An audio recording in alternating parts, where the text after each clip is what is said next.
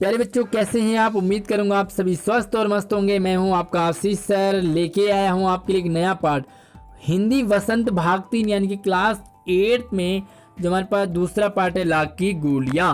बहुत ही मज़ेदार पार्ट है, इंटरेस्टिंग के साथ साथ नॉलेजेबल भी है। तो चलिए शुरू करते हैं। तो इससे पहले अपने वीडियो को लाइक करना है, अपने दोस्तों को भी ज़रूर शेयर करना है। तो पार्ट शुरू करने से पहले एक चीज़ हम समझ लेते हैं कि टेक्नोलॉजी के आने से, मशीनों के आ जाने से देश राज्य तरक्की करता है, लेकिन कुछ लोगों का, निचले वर्ग के लोगों का रोजगार छिन जाता है, रोजी रोटी छिन जाती है और उन्हें अपना काम बंद करना पड़ता है। तो इसी समस्या को उठाया है लेखक कामतानाथ ने। शुरू करते हैं। लेखक अपना एक्सपीरियंस शेयर करते हैं आपके साथ, हमारे साथ, कि सारे गांव में बदलू मुझे सबसे अच्छा आदमी लगता था, क्योंकि वह मुझे सुंदर सुंदर लाख की गोलियां बना कर देता था। मुझे अपने मामा के गांव जाने का सबसे बड़ा चाव यही था कि जब मैं वहां से लौटता तो मेरे पास बहुत सारी गोलियां होती, रंग बिरंगी गोलियां, जो हर बच्चे को अच्छी लगती है ना। तो लेखक करें कि बदलू मेरे मामा के गांव का एक आदमी है जो मुझे सबसे अच्छा लगता है। और ये बदलू मुझे क्यों अच्छा लगता है? क्योंकि ये मुझे लाख की गोलियां देता है। छोटे बच्चों को थोड़ा सा प्यार कर दो, वो उसे अच्छा मानते हैं। थोड़ा उन्हें कुछ दे दो तो अच्छा मानते हैं, घुमाने फिराने ले जाओ तो अच्छा मानते हैं, है ना। तो जो कि हर बच्चे को अच्छा लगता है। तो लेखक को भी बहुत सारी गोलियां मिल जाती तो वो बदलू को बहुत अच्छा मानता था। अब आगे देखते हैं। वैसे तो मेरे मामा के गांव का होने के कारण मुझे बदलू को बदलू मामा कहना चाहिए, है ना। तो मामा के गांव में तो सारे मामा ही होते हैं, नाना होते हैं और क्या क्या होते हैं, भैया होते हैं। लेकिन मैं बदलू को मामा न कहकर काका कहता। क्यों? क्योंकि गांव के सारे दूसरे बच्चे बदलू काका कहते, तो मैं भी जो है सभी बच्चों की तरह नकल करके बदलू काका ही कहता था। बदलू का मकान कुछ ऊंचे पर था। मकान के सामने एक बड़ा सा सहन कहते हैं आंगन को। तो एक आंगन था जिसमें एक नीम का पेड़ था, उसी के नीचे बैठकर बदलू अपना काम किया करता था। तो उसी नीम के पेड़ के नीचे बदलू चूड़ियाँ बनाता था। बगल में एक भट्टी देखती रहती जिसमें वह लाख पिघलाया करता। सामने एक लकड़ी की चौखट पर पड़ी रहती जिस पर लाख के मुलायम होने पर वह उसे सलाख के समान पतला करके चूड़ी का आकार देता। पास में 4-6 विभिन्न प्रकार की बेलनुमा मुंगेरियाँ रखी रहती, जो आगे से कुछ पतली और पीछे से मोटी होती। लाख की चूड़ी का आकार देकर वह उन्हें मुंगेरिया पर चढ़ाकर गोल और चिकना बनाता और तब एक एक कर पूरे हाथ की चूड़ियाँ बना चुकने के बाद पश्चात वह उन पर रंग करता। तो ये बदलू का रूटीन था। वह पहले लाख, एक गोला होता है, लाख है ना, राजस्थान में बहुत ज़्यादा होता है, उस गोले को पिघलाता। उसके बाद वहाँ पर मुंगेरिया होता, उस पर वो चूड़ी का आकार देता, फिर उसे मुलायम चिकना करता और उसके बाद उसमें रंग भरता। जैसे अलग अलग लाल, हरे, पीले, नीले अलग अलग कलर के चूड़ियाँ बनाता था। तो बदलू यह कार्य सदा ही, हमेशा ही एक मचिए पर, यानी कि मचिया एक चारपाई से छोटा होता, चारपाई की तरह, उस पर बैठ कर किया करता, जो बहुत ही पुरानी थी। बगल में उसका एक हुक्का यानी कि चिलम, जो कि गांव में बड़े बुजुर्ग पीते, वो भी रखा होता। बीच बीच में वो पीता रहता। गांव में मेरा दोपहर का समय अधिकतर बदलू के पास ही बीतता। तो लेखक क्या करता, अपने मामा के गांव जाता और फटक से बदलू के पास ही ज़्यादा टाइम बैठता। वह मुझे लला कहता, बदलू को लला। और बदलू जो है लेखक को लला कहते हैं। मेरे पहुंचते मेरे लिए तुरंत एक मचिया मंगा लेता, है ना। जैसे रिस्पेक्ट में लोग कुर्सियाँ मंगा लेते हैं ना बैठने के लिए, तो बदलू क्या मंगाता है? एक मचिया। मैं घंटों बैठे बैठे उसे इस प्रकार की चूड़ियाँ बनाता देखता। लगभग रोज ही वह 4-6 जोड़े चूड़ियाँ बनाता। पूरा जोड़ा बना लेने पर वह उसे बेलन पर चढ़ाकर कुछ देर तक चुपचाप देखता, मानो वह बेलन न होकर किसी नौ बधू की कलाई हो।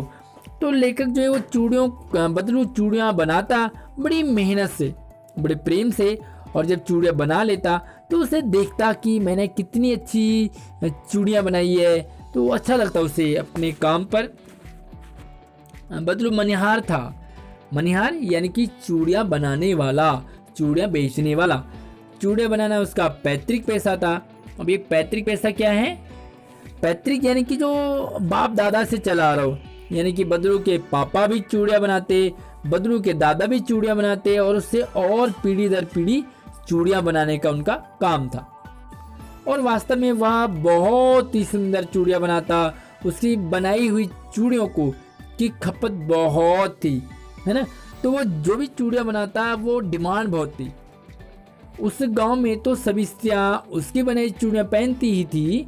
आसपास के गांव के लोग भी उससे चूड़ियाँ ले जाते। तो सिर्फ उसी के गांव नहीं बल्कि आसपास के गांव की जो लेडीज हैं वो भी चूड़ियाँ बदलू से ले जाती। तो बदलू के काम की डिमांड यानी कि बदलू की बहुत डिमांड, है ना। देखो, परंतु वह कभी भी चूड़ियों को पैसे में ना बेचता था, पैसे नहीं लेता था चूड़ियों के, यानी कि 10 रुपए की चूड़ी, 50 रुपए की चूड़ी, ऐसे नहीं। उसका अभी वस्तु विनिमय का तरीका था। वस्तु विनिमय क्या होता है? देखो, एक चीज देना, दूसरी चीज लेना, चीज के बदले चीज, सामान के बदले सामान।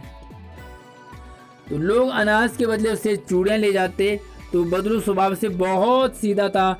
लोग क्या करते, जैसे वो उसने किसी को चूड़ियाँ दे दी, किसी ने उसे आटा दे दिया, किसी ने चावल दे दिया, किसी ने दाल दे दी, किसी ने रिफाइंड दे दिया, तो सामान ही लोग देते थे, है ना। आज भी बहुत सारे लोग वस्तु विनिमय करते हैं, जैसे अड़ोस पड़ोस में आप भी करते होंगे ना। चीनी के बदले आप नमक ले लेते होंगे, टमाटर के बदले प्याज दे देते होंगे। तो कौन सी चीज़ का वस्तु विनिमय करते हैं, मुझे कमेंट में आपने जरूर बताना है। बदलू स्वभाव से बहुत सीधा था।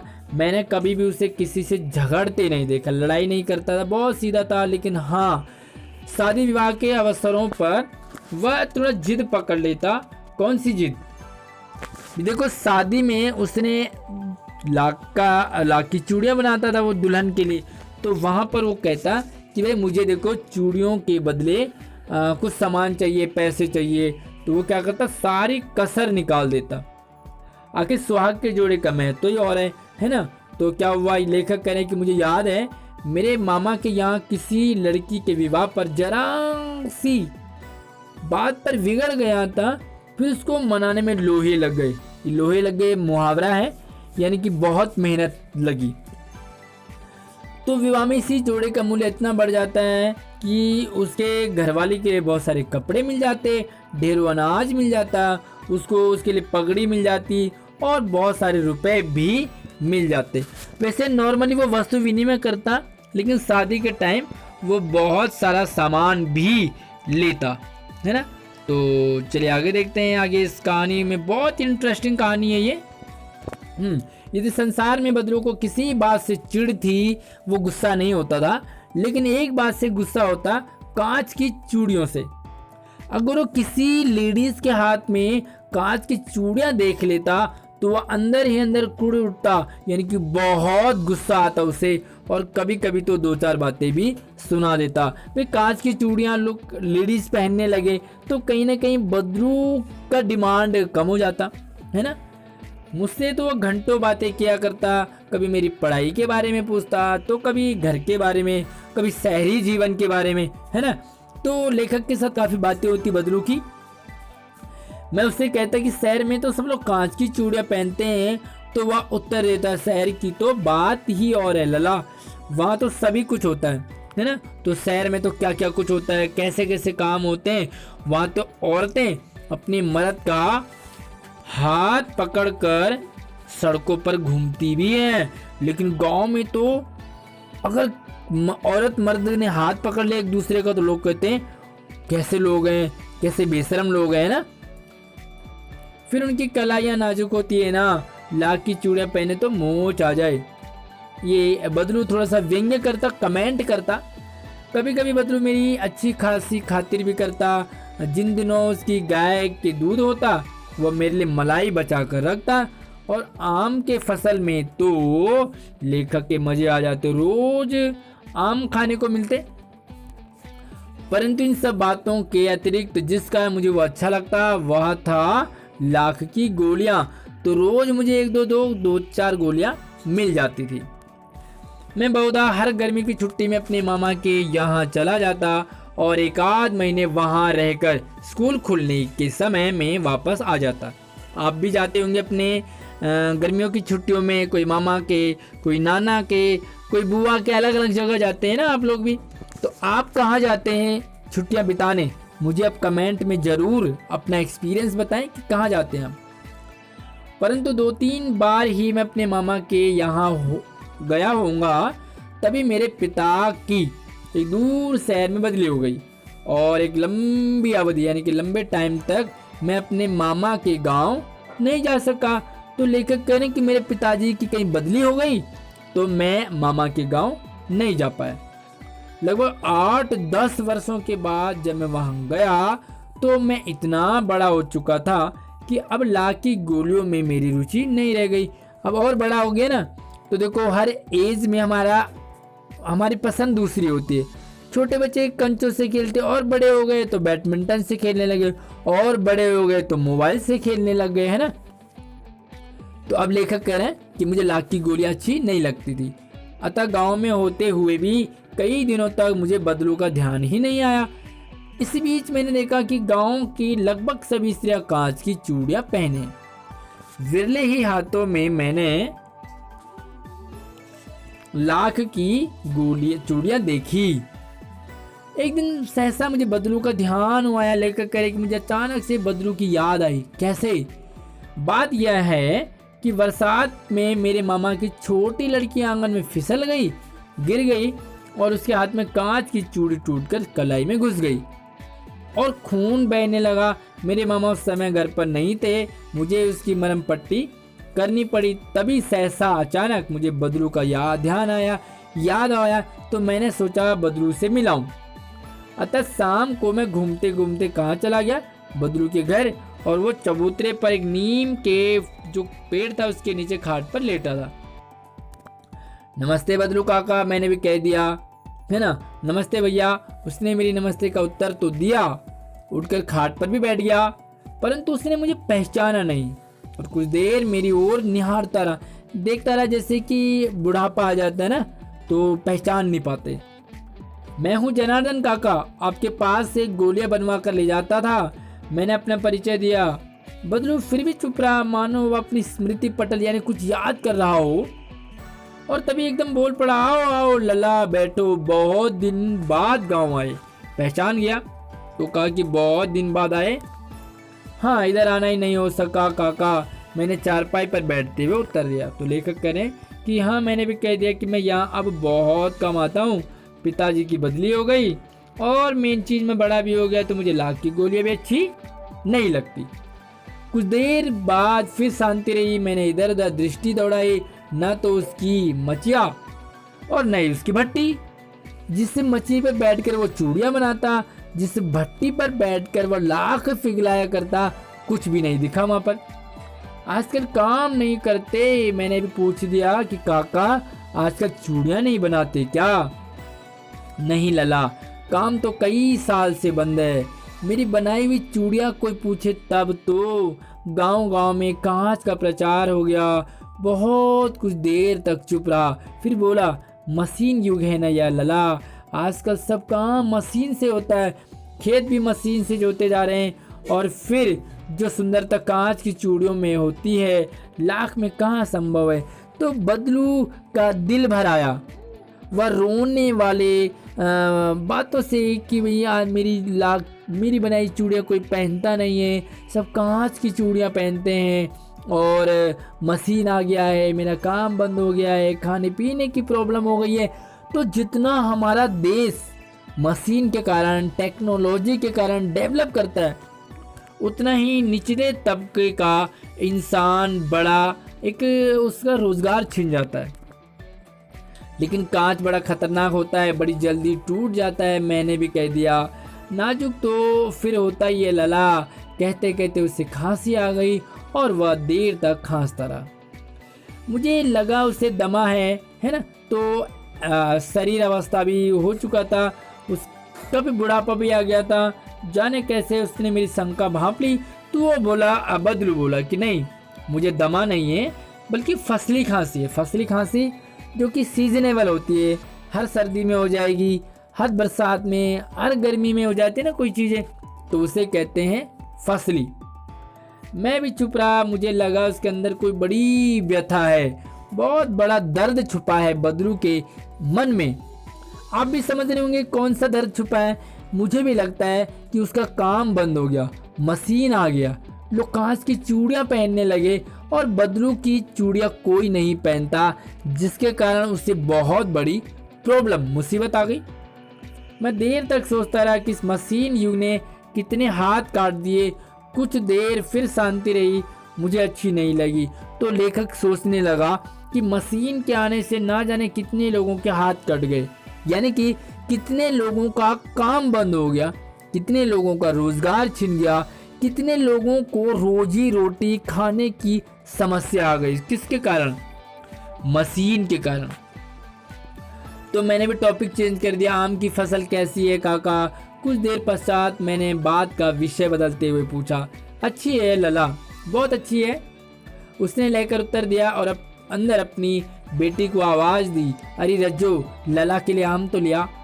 फिर मेरी ओर मुखातिब होकर मेरी ओर सामने, माफ़ करना लला, मैं तुम्हें आम खिलाना तो भूल ही गया।